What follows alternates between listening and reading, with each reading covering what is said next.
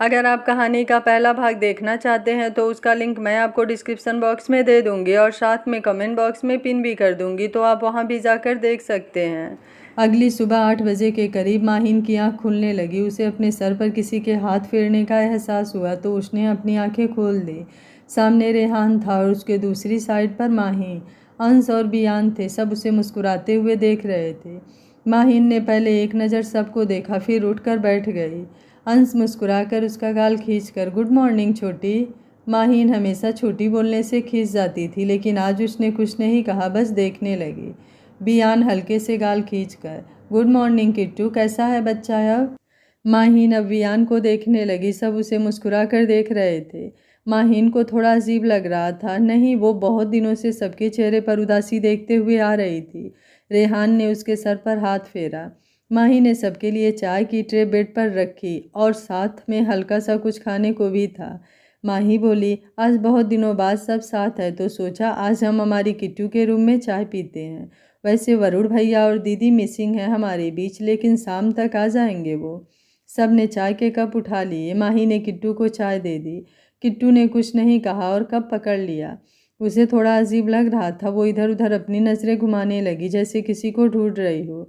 सारे चाय पीते हुए उसके एक्शंस को नोट कर रहे थे। रेयांश और बियान ने एक दूसरे को देखा, फिर हल्का सा मुस्कुरा दिए। बियान बोला, क्या हुआ किट्टू, क्या ढूंढ रही है, कुछ चाहिए तो बता। माहीन एकदम से हड़बड़ा गई और नामे सिर हिला दिया और चाय पीने लगी। फिर जब उससे रहा नहीं गया तो धीरे से बोली, मैं यहाँ कैसे आई? माहीन की बात सुनकर सबके चेहरे पर मुस्कान आ गई। वो अपनी तरफ से पहली बार आज बोली थी। माही ने कहा, किट्टू तेरे डैडा लेकर आए थे। किट्टू रेहान की तरफ देखने लगी। रेहान चाय पर ध्यान देने लगा। माहिन ने फिर माही को देखा और बोली, मेरे साथ कौन सोया था? मुझे ऐसा लग रहा था मेरे साथ कोई सोया था। माही बोली, मैं सोई थी बच्चा, क्या हुआ, ऐसे क्यों पूछ रही हो? माहिन कुछ पल माही को देखती रही, फिर वो चाय पीने लगी, लेकिन वो कुछ सोच भी रही थी। उसने अपनी टी शर्ट की तरफ ध्यान दिया और उसे थोड़ा सा ऊपर उठाकर नाक से स्मेल करने लगी।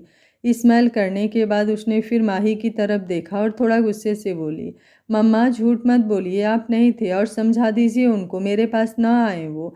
अगर आप नहीं रोक सकती उनको तो मैं कहीं दूर चली जाऊंगी, यहाँ से मुझे कोई ढूंढ नहीं पाएगा। माहिन की बात सुनकर सारे हैरानी से उसे देखने लगे। माहिन गुस्से से सबको देख रही थी, फिर बोली, मेरे सामने नॉर्मल रहने से कुछ नहीं बदल जाएगा, मैं ऐसे ही रहने वाली हूँ और कोई मुझे कबीर के पास जाने के लिए मजबूर नहीं करेगा। नहीं जाना मुझे उनके पास, दूर रहना है उनसे। ये बार बार मुझे उनसे मिलवाने की कोशिश में आप सब अपनी किट्टू को खो दोगे। मैं सच बोल रही हूँ, अगर आप सब ने ये सब बंद नहीं किया तो मैं सच में कुछ कर बैठूंगी। माहीन गुस्से से अपना कप ट्रे में रखकर बेड से उठकर सीधे बाथरूम में घुस गई।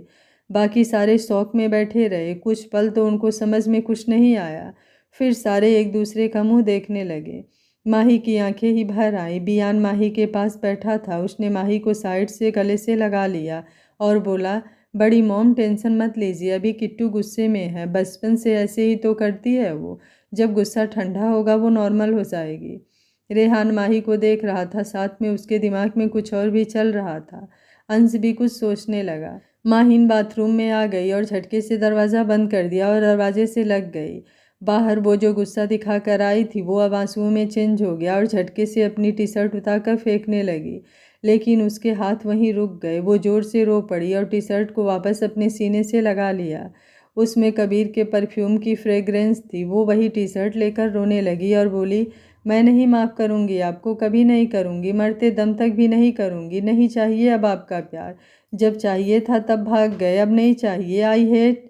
माहीन के शब्द बीच में ही रह गए। वो टी शर्ट पकड़कर जोर से रोने लगी। उसके रोने की आवाज़ बाहर न जाए इसलिए उसने टी शर्ट अपने मुंह में दबा ली थी। आधे पौने घंटे में माहीन नहाकर बाथरोब पहनकर बाहर आ गई। उस वक्त रूम में कोई नहीं था। चेहरे पर कोई एक्सप्रेशन नहीं। बस बाथरूम से निकलकर क्लोजेट रूम में गई। वो जाकर उनमें से पहनने के लिए कपड़े देखने लगी। देखते देखते उसकी नज़र उसकी ड्रेसेस पर गई जो छोटी थी, मोस्टली माहीन जैसी पहनती थी। उसको शुरू से ही फ्रॉक्स स्टार्स पहनना पसंद था और वो भी क्यूट भी बहुत लगती थी ऐसी ड्रेसेस में।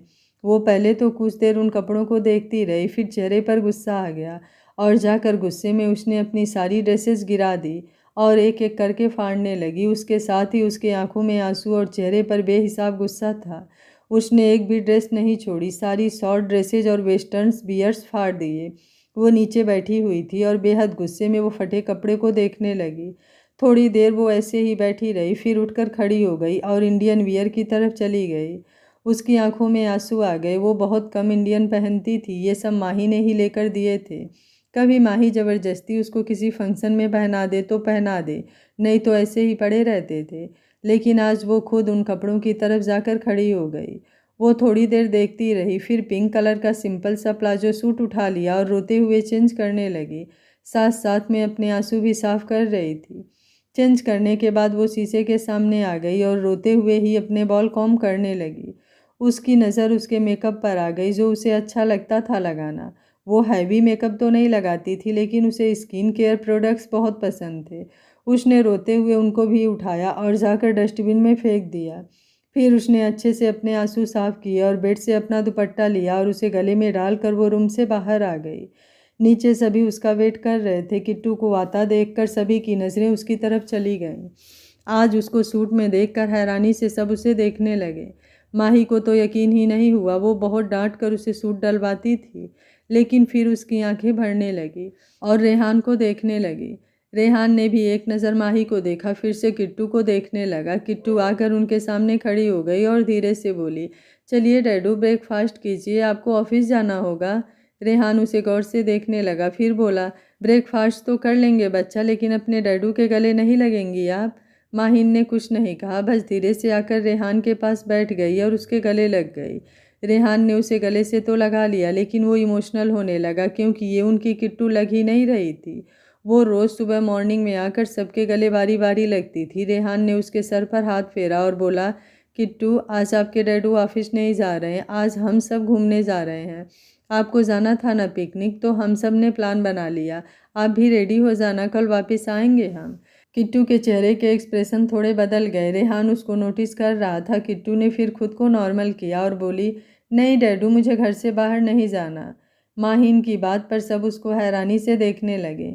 बियान बोला, क्यों किट्टू, पिछले मंथ तो तू सबको पिकनिक को बोल रही थी, आज हम जा रहे हैं तो तुझे खुश होना चाहिए, और सब जा रहे हैं एक साथ, बहुत मज़ा आएगा। किट्टू आंखों में आंसू लिए, नहीं भैयू, मुझे नहीं जाना कहीं, प्लीज़ मुझे फोर्स मत करो, मैं नहीं जाऊंगी। उसकी आंखों में आंसू देखकर सब उसे देखने लगे। रेहान ने उसे सीने से लगा लिया और बोला, ठीक है बच्चा, हम नहीं जाएंगे, जब आपका मन होगा आप बता देना। किट्टू ने कुछ नहीं कहा, लेकिन थोड़ा शांत हो गए। सब एक दूसरे की तरफ देखने लगे। माही किट्टू को देखकर, किट्टू पिकनिक पर नहीं तो मंदिर तो जा ही सकती हो, मैंने मन्नत मांगी थी तो तुझे साथ जाना है मेरे, हम परसों वहाँ चलेंगे। किट्टू फिर से आंखों में आंसू लिए, नहीं मुझे कहीं नहीं जाना, घर पर ही रहना है। मैं कहीं भी नहीं जाऊंगी, अगर आप सब ने फोर्स किया तो मैं रूम से बाहर भी नहीं आऊँगी कभी। माहीन की बात पर सब खामोशी से उसे देखने लगे, लेकिन माही थोड़ा गुस्से में आ गई और थोड़ा ज़ोर से बोली, क्यों नहीं जाना बाहर, घर पर बैठकर ही ज़िंदगी बितानी है, ऐसे कब तक घर में छुप कर बैठी रहोगी।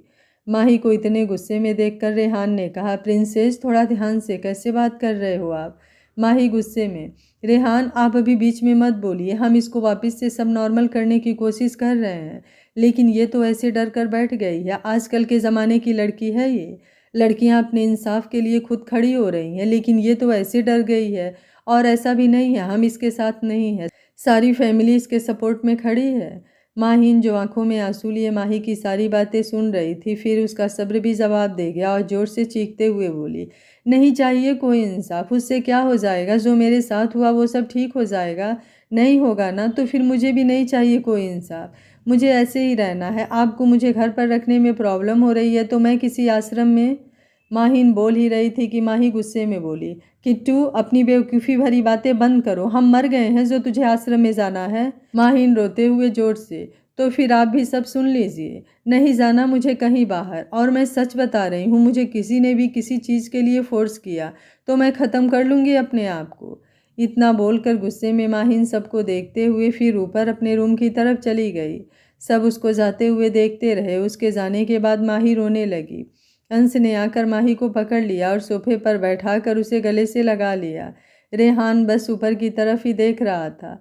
माही रोते हुए, पागल हो गई है ये, ना तो कुछ बता रही है ना ही कुछ कर रही है, बस अपने आप को बर्बाद करने पे तुली हुई है।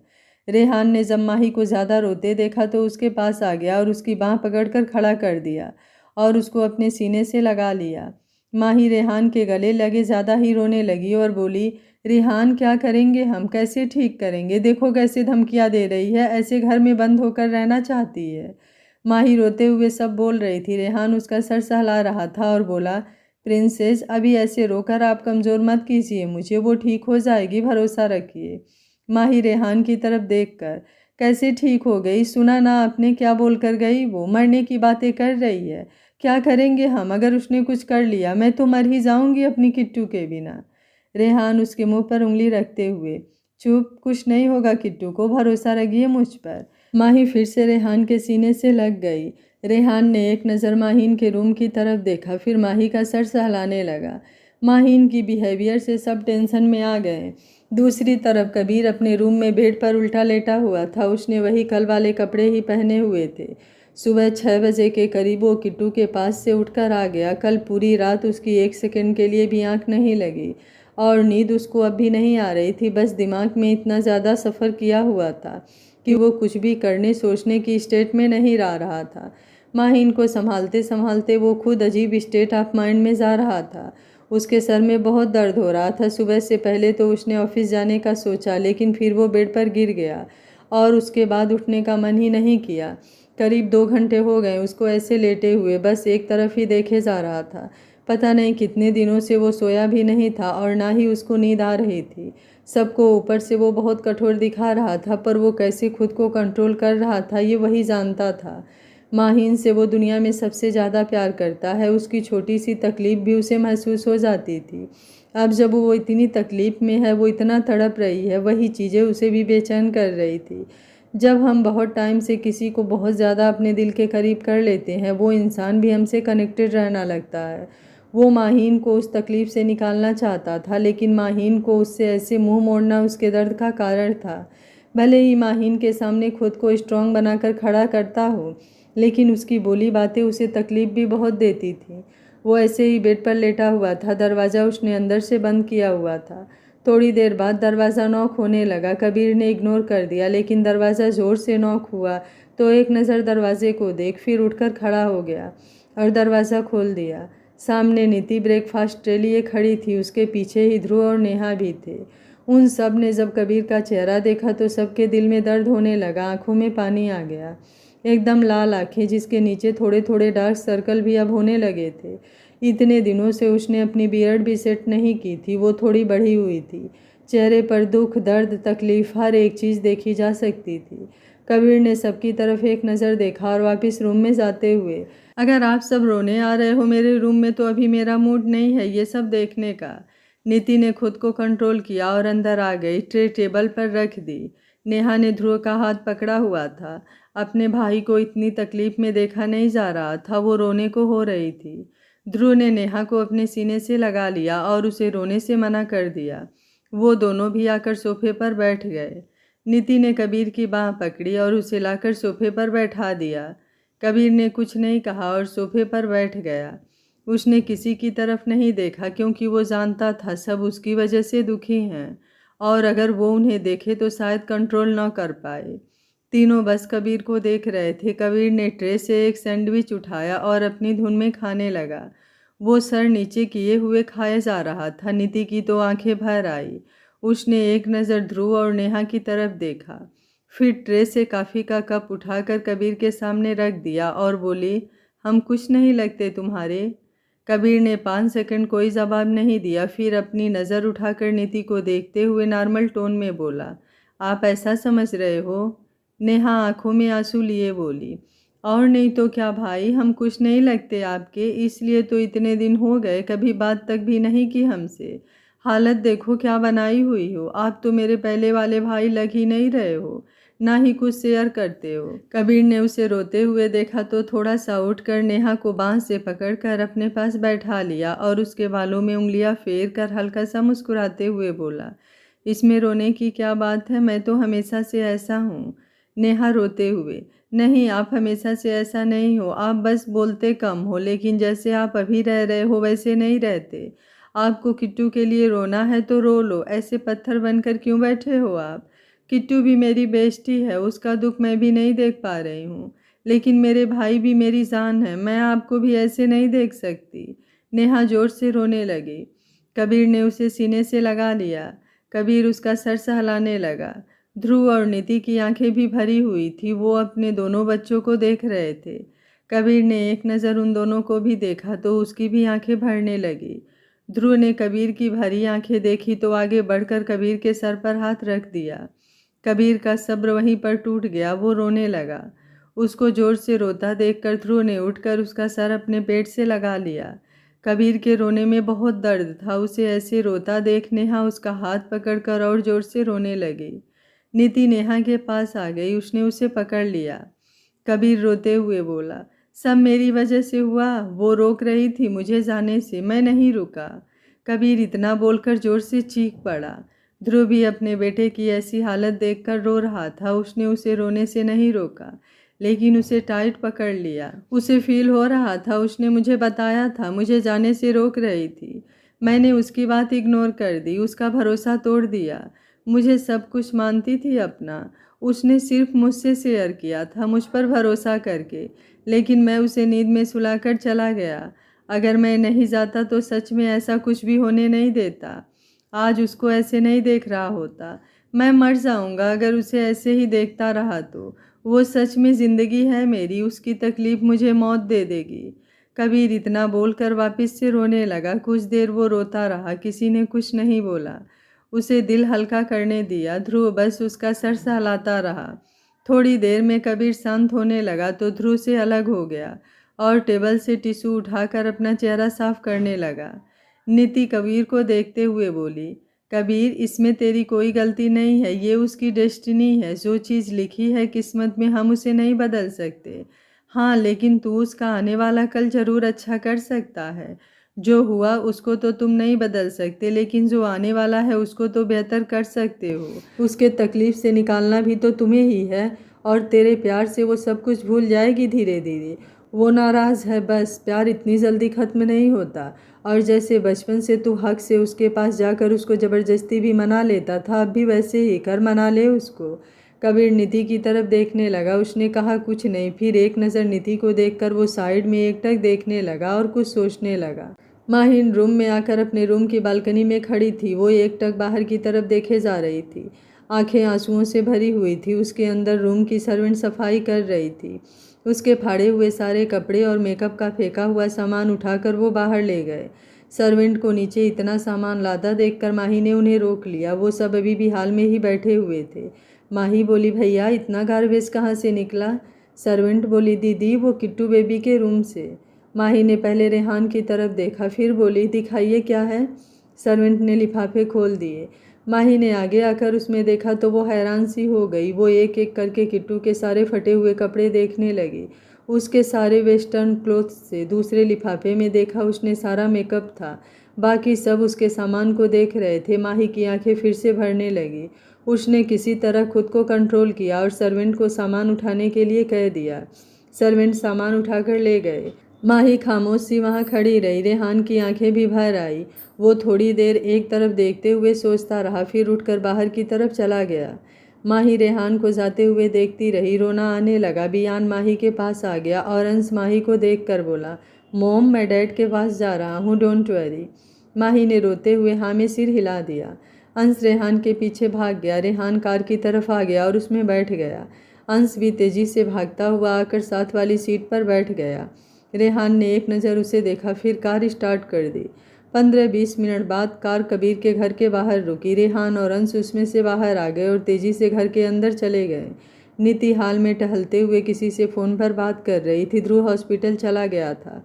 रेहान को आता देखकर नीति ने कॉल कट कर दी। रेहान ने नीति से आकर थोड़ी सर्द आवाज़ में कहा, कबीर कहाँ है? नीति थोड़ा कंफ्यूज होकर, रूम में है अपने। What happened? रेहान ने आगे कुछ नहीं कहा और सीधे कबीर के रूम की तरफ चला गया। नीति कन्फ्यूजन से उसे देखती रही। अंश ने नीति के दोनों हाथ पकड़े और बोला, नथिंग टू वरी आंटी, बस बात करनी है भाई से। नीति थोड़ा टेंशन में। अंश, रेहान को समझाना, थोड़ा आराम से बात करे, कबीर भी ठीक नहीं है। अंश बोला, डोंट वरी आंटी, मैं देख लूँगा। इतना बोलकर अंश भी कबीर के रूम की तरफ चला गया। रेहान जो पहले ही तेजी से कबीर के रूम की तरफ जा रहा था, उसने झटके से कबीर का रूम खोल दिया। कबीर सोफे पर आंखें बंद करके बैठा हुआ था।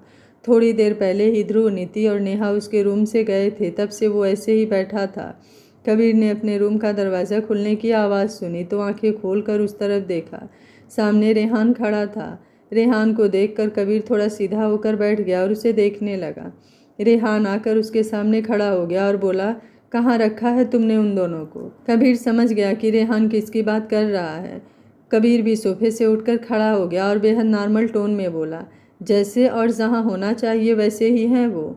रेहान बोला, आई वांट देम, बताओ कहाँ है वो, आज उनकी मौत है मेरे हाथों। कबीर पहले गौर से रेहान को देखता रहा, जिसके चेहरे पर गुस्से के साथ दर्द भी था। कबीर ने फिर से शांत स्वर में कहा, उनकी सज़ा जिसके हाथों मिलनी चाहिए उसके हाथ से ही मिलेगी। रेहान कबीर की तरफ देखने लगा। जब उसे समझ आया तो उसकी आंखें भीग गई और बोला, मेरी बच्ची उस हालत में नहीं है अभी। उन कमीनों ने मेरी बेटी की पहचान छीन ली उससे। मैं उनको और ज़िंदा बर्दाश्त नहीं कर सकता। प्लीज़ मुझे बता दो कहाँ हैं वो। कबीर रेहान को देखता रहा। उसका रोना देखकर कबीर भी नरम पड़ गया। उसने आगे बढ़कर रेहान को अपने गले से लगा लिया। कबीर के गले लगे रेहान रोने लगा। कबीर की भी आंखें भर आई, लेकिन खुद को कंट्रोल किए खड़ा रहा। रेहान रोते हुए बोला, मेरी किट्टू अपना पहचान बदल रही है कबीर। वो खुद को बर्बाद करने की राह पर है। कैसे ठीक करूँगा मैं अपनी बच्ची को? वो मरने की बातें कर रही है। कबीर खुद को कंट्रोल करते हुए, कुछ नहीं होगा उससे। आपकी किट्टू बहुत जल्दी आपको पहले जैसी मिलेगी, ट्रस्ट में। कबीर की बात सुन रेहान उससे अलग हुआ और उम्मीद से उसे देखते हुए बोला, कबीर, अगर तुम सच में ऐसा कर सकते हो तो please help me.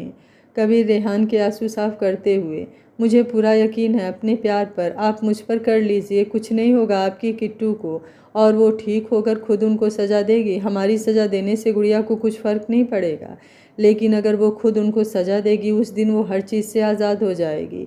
Trust me uncle, मैं कुछ सोच कर ही ये कर रहा हूँ।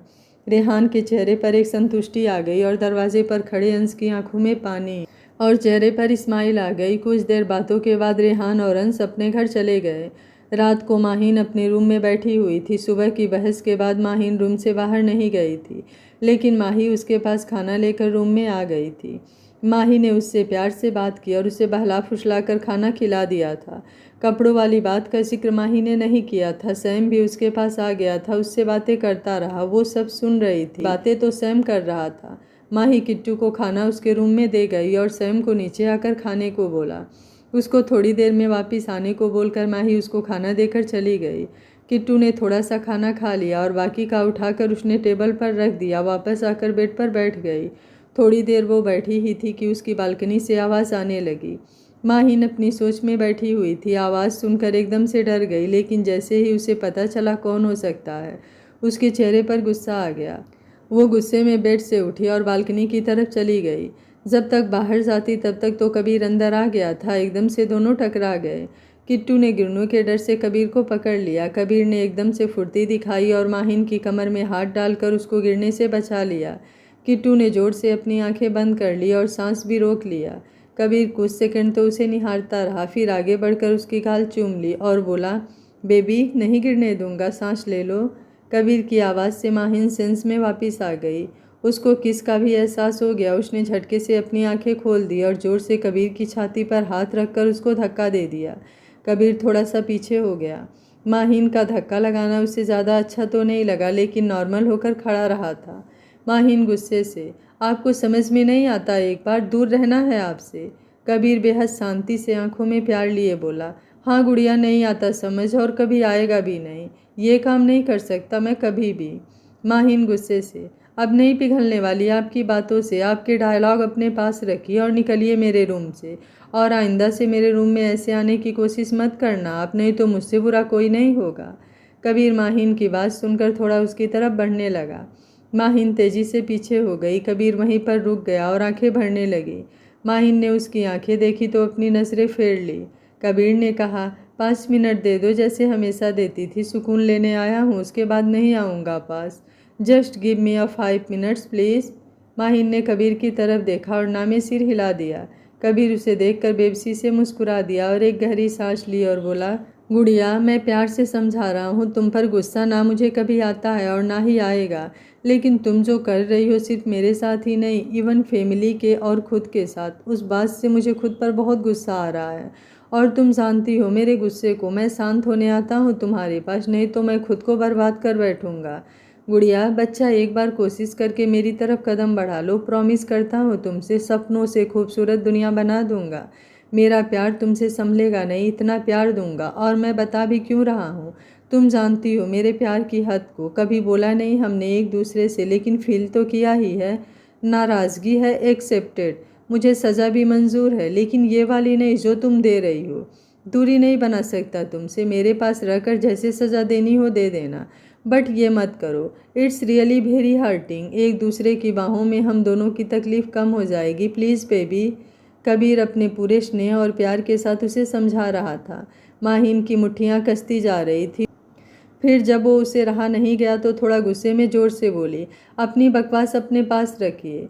कबीर ने ज़ोर से अपनी मुट्ठियाँ कस ली। वो एकटक माहीन के चेहरे को देखने लगा। माहीन एकदम आगे आई और कबीर की आंखों में देखकर गुस्से से बोली, नहीं आना आपके पास, फिर से बोल रही हूँ, नहीं आना, कुछ भी हो जाए आपके पास तो बिल्कुल नहीं आना। और न ही आपका सो कॉल्ड प्यार चाहिए मुझे।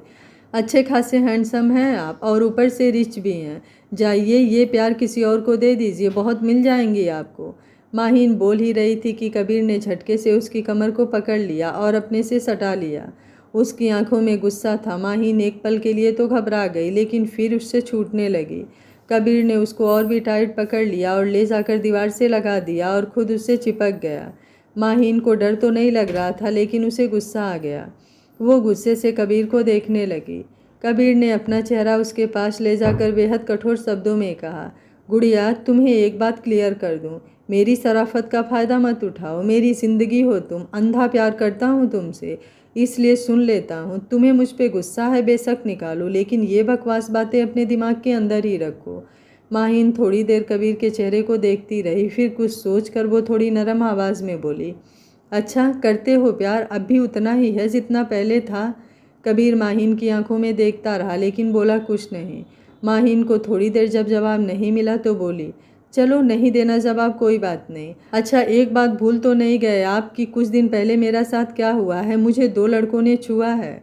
कबीर ने माहीन से मुंह साइड कर लिया और अपनी आंखें जोर से बंद कर ली, जैसे खुद को कंट्रोल करने की कोशिश कर रहा हो। माहीन कबीर के चेहरे को एक गहरी नज़र देखकर बोली, आप ये जानते हुए भी कि आप जिससे प्यार करते हो वो लड़की ऑलरेडी यूज्ड है। कबीर आंखें बंद किए हुए थोड़ा ज़ोर से, गुड़िया प्लीज़, मैं कुछ कर बैठूंगा, मत उकसाओ प्लीज़, तुम सोच भी नहीं सकती कैसे कंट्रोल कर रहा हूँ खुद को। माहीन बोली, मैं उकसा थोड़ी रही हूँ, सच बता रही हूँ। आप एक बार मेरी तरफ देखकर बोल दीजिए कि आपको अभी भी मुझसे उतना ही प्यार है। अब तो वर्जिन भी नहीं रही मैं, आपसे पहले ही मुझे किसी और ने छू लिया। कबीर ने माहीन के कंधे पर अपना सर रख लिया और बहुत टाइट उसकी बाहों में कस लिया। माहीन के हाथ ऐसे नीचे ही रहे, लेकिन आंखें भरने लगी और हाथों की मुट्ठियां कस गई।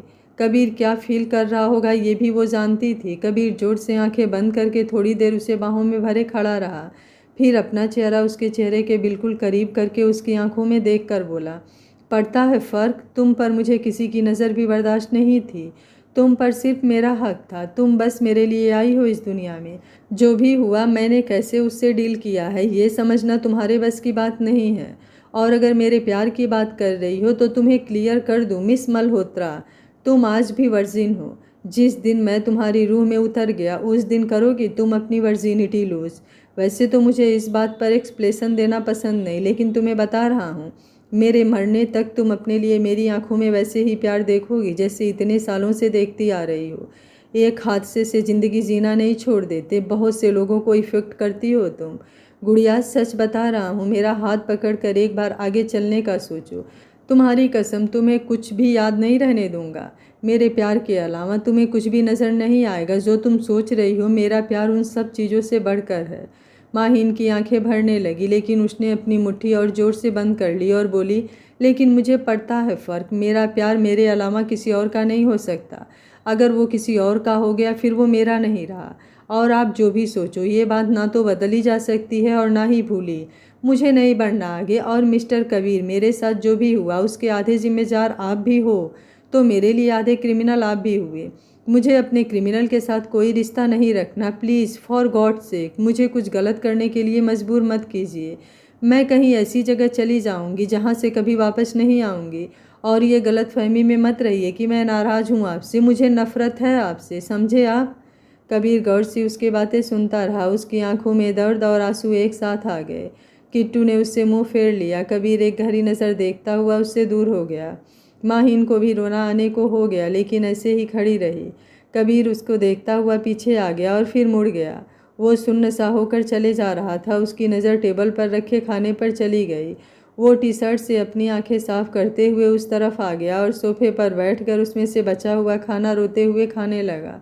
किट्टू दूर खड़ी उसे देखती रही। उसने अपनी कुर्ती को जोर से पकड़ लिया। कबीर ने अब एक नज़र उठाकर माहिन को नहीं देखा और रोते हुए खाने लगा। एक बार के लिए बेचारे को देखकर पत्थर भी पिघल जाए। कबीर ने खाना खाया और उठकर वहां से बालकनी की तरफ चला गया। अगली सुबह माहिन के रूम में 7 बजे के करीब उसकी आंख खुलने लगी। उसे लगा जैसे उसके सर पर कोई हाथ फेर रहा है। वो उठकर देखने लगी। माही उसके पास बैठी हुई थी।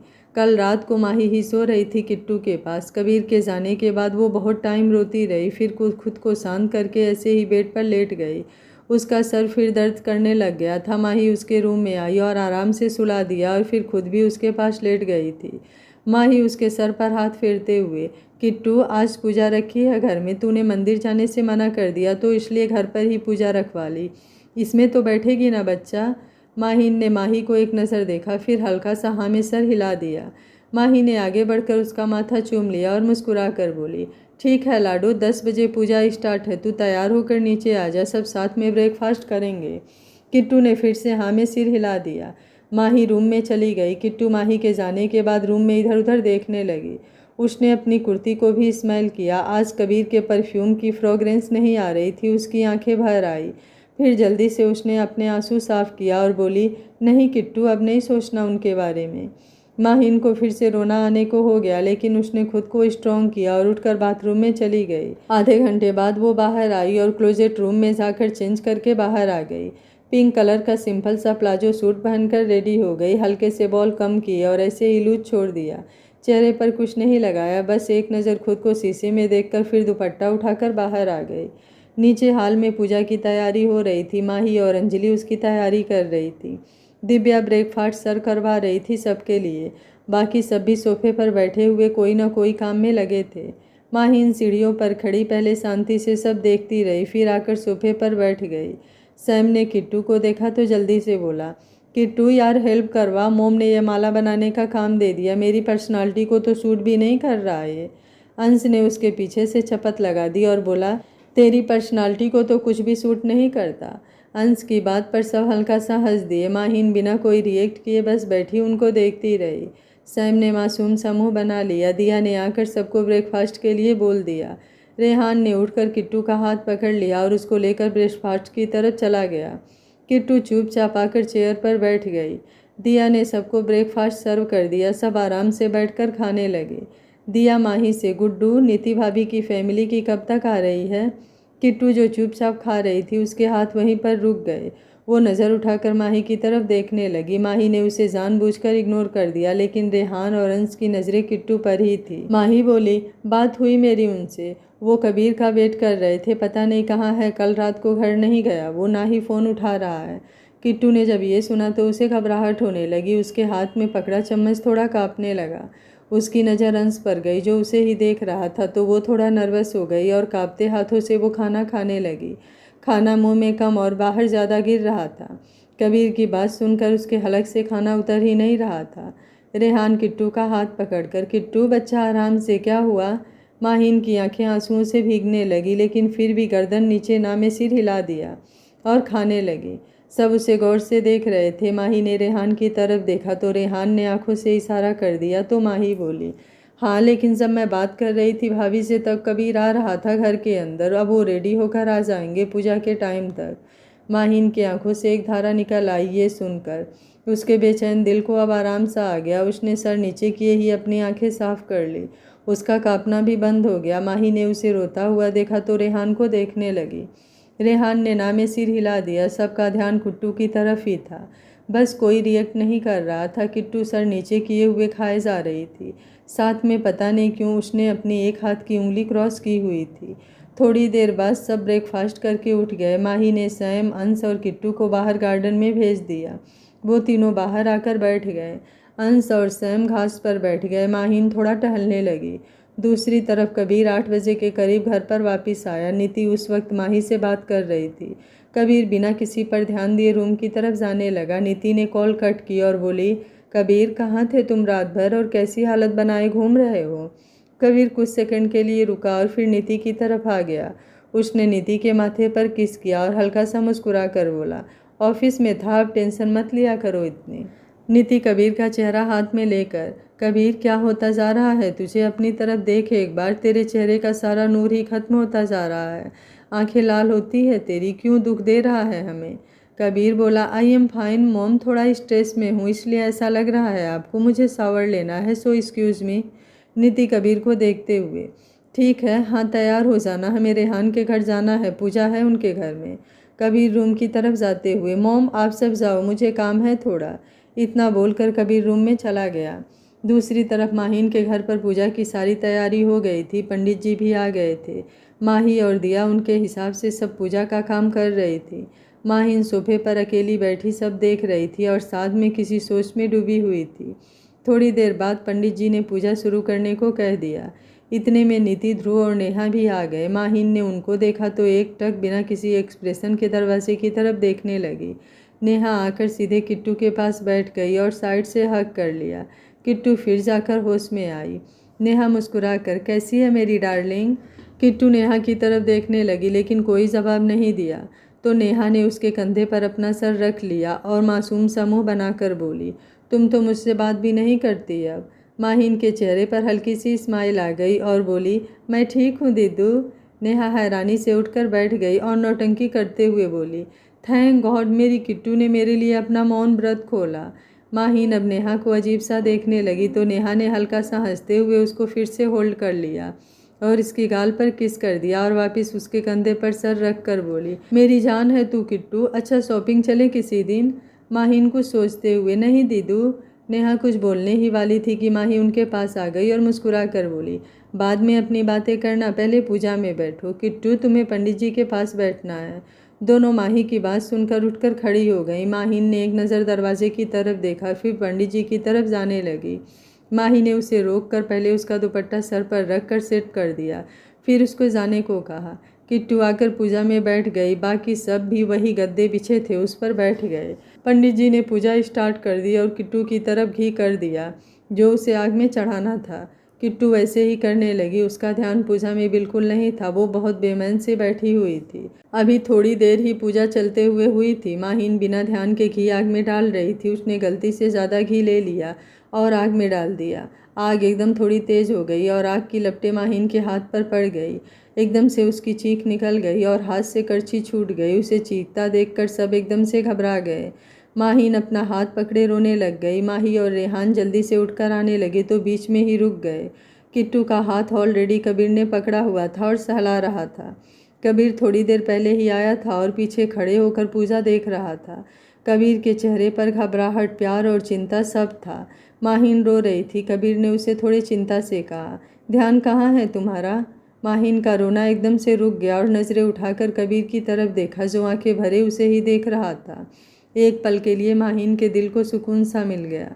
कबीर ने एक नज़र उसे देखा, फिर उसके हाथ को देखने लगा और धीरे धीरे फूंक मारने लगा। माहीन कुछ सेकंड तो देखती रही लेकिन फिर उसके चेहरे पर गुस्सा आ गया और झटके से अपना हाथ छुड़ाकर खड़ी हो गई। माहीन को ऐसे देखकर सब घबरा गए कि कहीं फिर से कोई कड़वी बातें ना करने लग जाए कबीर को। कबीर नीचे ही बैठा रहा। उसने एक पल के लिए अपनी आंखें बंद कर ली, जैसे उसे पता हो कि अब क्या होने वाला है। वो एक गहरी सांस लेकर उठकर खड़ा हो गया। माहीन गुस्से से घूरते हुए माही से बोली, मामा मैंने बोला था ना इनको दूर रखने से, किसने बुलाया इनको? किट्टू को ऐसे बोलता देखकर सब टेंशन में आ गए और वो भी खड़े हो गए। माही थोड़ा आगे आकर सख्ती से बोली, किट्टू, ये क्या तरीका है बात करने का? मैंने बुलाया है कबीर को। माहिन गुस्से से, आपको मुझसे ज़्यादा ये प्यारे हैं? आपकी बेटी बोल रही है आपसे कि मुझे दूर रखो इनसे, फिर भी पता नहीं क्या नज़र आ रहा है आपको इस क्रिमिनल में। रेयांश थोड़ा गुस्से से, किट्टू बिहेव योरसेल्फ। माहिन ने गुस्से से घूरकर सबको देखा, फिर कबीर की तरफ देखने लगी। बेहद सुनी आंखों से उसे देख रहा था। किट्टू की बातें उसके दिल पर वार कर रही थी। माहिन गुस्से में कबीर को देखकर बोली, और आप क्यों आ जाते हो बार बार मेरे पास? एक बार में क्यों नहीं समझते? मैंने मना कर दिया आपको, मेरी ना की रिस्पेक्ट करिए और मेरा पीछा छोड़िए। कबीर माहिन को देखते हुए बेहद सीरियस टोन में, अपने वर्ड्स पर ध्यान दो, इतना भी मत बोलो कि बाद में तुम्हें खुद पर ही गुस्सा आए। तुम्हारे ना बोलने से मैं पीछे नहीं हटने वाला हूँ। माहिन गुस्से से, क्यों नहीं हटेंगे? मैंने एक्सेप्ट ही नहीं किया आपका प्यार, फिर से बोल रही हूँ, नहीं चाहिए आपका सो कॉल्ड प्यार। कबीर थोड़ा पास जाने को हुआ तो माहिन पीछे खिसक गई और चीखते हुए बोली, दूर रहिए, कुछ नहीं लगते आप मेरे, मुझे नहीं रखना कोई रिश्ता आपसे, और मैं सच बोल रही हूँ कबीर, अगर आपने पीछा नहीं छोड़ा मेरा तो मैं सच में मर जाऊँगी। इनफ, बेहद गुस्से से कबीर ने चीखते हुए कहा। सब घबरा गए उसके गुस्से को देखकर। किट्टू की जुबान भी वहीं सिल गई। कबीर गुस्से से घूरता हुआ उसके पास आया और आंखों में देखकर बेहद जुनून से बोला, नहीं है रिश्ता तो चलो फिर रिश्ता ही बनाते हैं। कबीर ने माहिन का हाथ पकड़ लिया और उसको लेकर पूजा के पंडाल के सामने खड़ा कर दिया। एकदम से तो किसी को कुछ समझ नहीं आया। कबीर पंडित जी को घूरते हुए बोला, पंडित जी, अगर जान प्यारी है आपको तो शादी के लिए जो भी मंत्र होते हैं उसे तोते की तरह रटते जाइए। कबीर की बात सुनकर पंडित जी की तो जान हलक में आ गई। बाकी सब हैरानी से उसे देखने लगे। माहिन भी सुन्न सी खड़ी हो गई। कबीर ने माहिन को खींचकर नीचे बैठा दिया। माहिन चीखने लगी। ध्रुव जल्दी से बोला, कबीर रुको। कबीर सबकी तरफ बेहद गुस्से से घूरते हुए, अगर मेरे बीच कोई भी आया तो उसकी खैर नहीं आज। माहिन जोर से रोने लगी और हाथ छुड़ाते हुए बोली, मुझे नहीं करनी शादी। कबीर छोड़िए, प्लीज छोड़ो, डैडू रोको इनको, मुझे नहीं करनी शादी, मैं सच में खुद को ख़त्म कर दूंगी। अपनी बेटी को इतनी बुरी तरह रोता देखकर रेहान उसकी तरफ आने लगा। अंश ने जल्दी से रेहान का हाथ पकड़ लिया। रेहान ने अंश की तरफ देखा तो अंश ने आंखों में पानी लिए ना में सिर हिला दिया। माहिन चीखते हुए बोली, मम्मा डैडू प्लीज़ रोको इनको, मैं किसी से बात नहीं करूँगी, अगर नहीं रोका तो आप पछताओगे सब। माही को तेज़ रोना आ गया। उसने अपने मुंह पर हाथ रख लिया। कबीर ने एक नज़र रोती हुई किट्टू को देखा, फिर पंडित जी से बोला, पंडित जी आप स्टार्ट कर रहे हैं या फिर? पंडित जी डरते हुए मंत्र पढ़ने लगे। माहिन जोर से रोते हुए खुद को छुड़ाने की कोशिश करने लगी, लेकिन कबीर ने बहुत टाइट उसका हाथ अपने हाथ में जकड़ा हुआ था। बाकी सारे शौक से खड़े थे। दिल ही दिल में सबको खुशी भी हो रही थी, लेकिन माहिन को ऐसे रोता देखकर बुरा भी लग रहा था।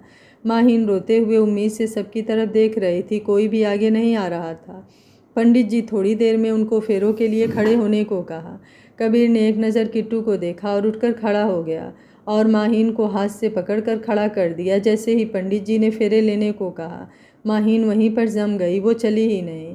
कबीर ने पीछे मुड़कर देखा और उसे गोद में उठा लिया। पंडित जी ने ये देखा तो बोले, जजमान लड़के को आगे चलना होता है। कबीर माहिन को देखते हुए, आप मंत्र पढ़िए, लॉजिक मैं खुद लगा लूँगा। पंडित जी बेचारे हार कर मंत्र पढ़ने लगे। कबीर माहिन को गोद में लिए फेरे लेने लगा। माहिन की उम्मीद टूटने लगी थी। वो खामोश सी हो गई, आंखों से झरझर आंसू गिरने लगे। कबीर माहिन के चेहरों को गौर से देखते हुए फेरे लिए जा रहा था। फेरों के बाद कबीर ने उसे सीट पर बैठा दिया। पंडित जी ने उसके आगे सिंदूर कर दिया। कबीर ने सिंदूर लिया और माहिन के चेहरे की तरफ देखते हुए उसकी मांग में सिंदूर भर दिया। माहिन की आंखें बंद हो गई, उसके साथ ही आंसुओं की एक धारा उसकी गालों पर आ गई। थोड़ा सा सिंदूर उसकी नाक पर भी गिर गया। पंडित जी ने मंगलसूत्र पहनाने को कहा। अब मंगलसूत्र तो था नहीं, तो कबीर ने अपने गले में पहनी हुई पतली सी सोने की चैन उतारी और माहिन के गले में पहना दी। इसके साथ ही पंडित जी शादी संपन्न होने को कह दिए। माही अंश के गले लग गई और रोने लगी। अंश के चेहरे पर स्माइल आ गई और मही को गले लगाते हुए बोला, डोंट वरी मॉम, ये कबीर भाई का बेस्ट डिसीजन है, कुछ सोच कर ही किया है उन्होंने। माही किट्टू की तरफ देखने लगी जो गुमसुम सी बैठी हुई थी। रेहान भी आंखों में आंसू लिए किट्टू को देखे जा रहा था। ध्रुव ने उसके कंधे पर हाथ रख दिया। शादी संपन्न सुनते ही कबीर ने सर झुका लिया और आंखों में आंसू आ गए। फिर एक गहरी सांस लेकर माहिन की तरफ देखा जो चुपचाप सी बैठी हुई थी। कबीर उसको लेकर उठकर खड़ा हो गया। उसे अपने सामने खड़ा करके चेहरा हाथों में भरकर प्यार से उसका माथा चूम लिया और बेहद प्यार से बोला, लो बना लिया रिश्ता, अब मुझसे दूर जाने का सोचना भी मत, और मरने जैसा कुछ भी किया तो तुम्हारी कसम खाकर बोल रहा हूँ हम दोनों की चिता एक साथ जलेगी। शादी हो जाने के बाद कबीर ने माहीन का हाथ पकड़ा और रेहान और माही की तरफ ले गया। दोनों बस किट्टू को देख रहे थे जो नज़रें झुकाए बस सुन्न सी चले जा रही थी। आंखों में आंसू नहीं आ रहे थे। अब माही और रेहान दोनों की आंखों में आंसू थे। कबीर ने एक नज़र दोनों को देखा, फिर बोला, ट्रस्ट मी आंटी अंकल, जितना प्यार आपने दिया है गुड़िया को उतना ही मैं भी दूंगा। माही कबीर की तरफ एक नज़र देखकर हाँ में सिर हिला दिया। रेहान ने कोई जवाब नहीं दिया और ना ही कबीर की तरफ देखा। उसकी नज़र बस किट्टू पर थी। रेहान आगे आकर किट्टू के सर पर हाथ रखने लगा, लेकिन उससे पहले ही किट्टू पीछे हो गई। उसको ऐसे पीछे होते देख एक एक करके सबकी आंखें भर गई। और रेहान, वो तो बेचारा रोने को हो गया। माही भी रोने लगी। उसने रेहान का हाथ पकड़ लिया। रेहान फिर से थोड़ा आगे आ गया और माहीन फिर से पीछे हो गई और धीरे से बोली, मुझे नहीं चाहिए आपका आशीर्वाद। रेहान वहीं खड़ा रहा। अब आगे जाने की हिम्मत ही नहीं हुई। अंश की आंखें भी भर गई। वो थोड़ा आगे आकर किट्टू का हाथ पकड़ कर बोला, किट्टू, तू तो हमेशा से कबीर भाई से ही शादी करना चाहती थी, अब हो गई तो एक्सेप्ट कर उसे, सब ठीक हो जाएगा। माहीन ने अंश से अपना हाथ छुड़ा लिया और गुस्से में चीखते हुए बोली, नहीं करनी थी शादी मुझे इनसे, आप सब ने भी उनका साथ दिया, मैं किसी से बात नहीं करूँगी। मेरी ज़िंदगी नर्क बना कर रख दिया सब ने, कोई रिश्ता नहीं मेरा किसी से। किट्टू फिर गुस्से से कबीर की तरफ मुड़ी और उसके चेस्ट पर जोर से धक्का देकर जोर जोर से मुक्के मारने लगी। कबीर ने उसे नहीं रोका। वो गुस्से में रोते हुए जोर से मुक्के मारते हुए बोली, आई हेट यू, गंदे हो आप, मुझे ज़बरदस्ती खुद से बांध लिया। कबीर थोड़ी देर उसे देखता रहा, फिर उसकी बाँह से खींचकर अपनी बाहों में ले लिया। किट्टू छूटने लगी, लेकिन कबीर उसे बाहों में लिए सर सहलाने लगा। जोर से चीख कर किट्टू रो पड़ी। उसका रोना किसी से नहीं देखा जा रहा था। माही तो रेहान के गले ही लग गई और रोने लगी। बाकी सब भी आंसू बहा रहे थे। थोड़ी देर किट्टू कबीर की बाहों में रोती रही, फिर जोर से धक्का दे दिया। अचानक से धक्का लगने से कबीर भी दूर हो गया। माहीन गुस्से से घूरते हुए बोली, कोई फ़र्क नहीं है आप में और उन दोनों में, उन्होंने भी ज़बरदस्ती की मेरे साथ और आपने भी।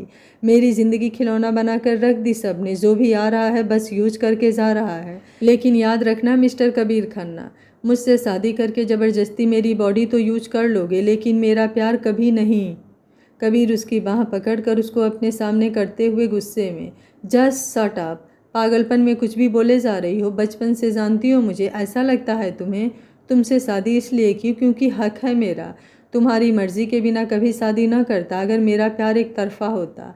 एंड मिसेस कबीर खन्ना, अगर ये घटिया बात बोल रही हो ना कि तुम्हारी बॉडी के लिए शादी की, तो सभी खड़े हैं यहाँ, सबके सामने बोल रहा हूँ, नहीं लगाऊंगा कभी हाथ। अब अगर बात यहाँ तक आ गई है तो कसम है मुझे मेरे प्यार की, अगर कभी अपनी तरफ से तुम्हारी तरफ बढ़ गया, इतना कच्चा ईमान नहीं है मेरा, और नरक की बात कर रही हो तो just wait and watch.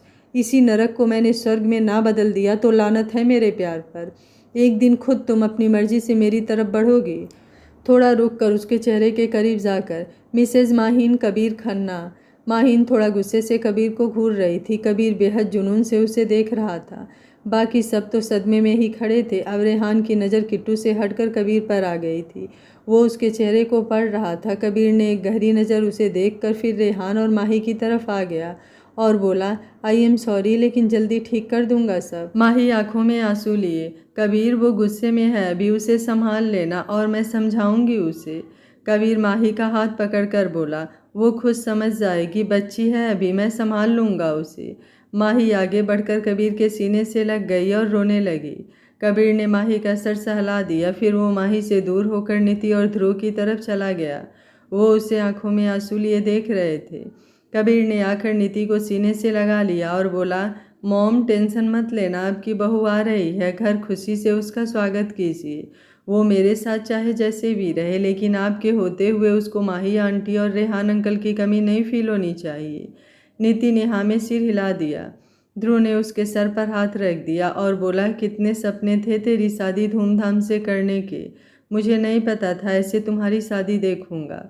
Kabir आंखों में आंसू लिए हल्का सा मुस्कुरा कर, कोशिश तो है डैड, मेरी बीबी मान जाए फिर आपका ये सपना भी पूरा करूंगा।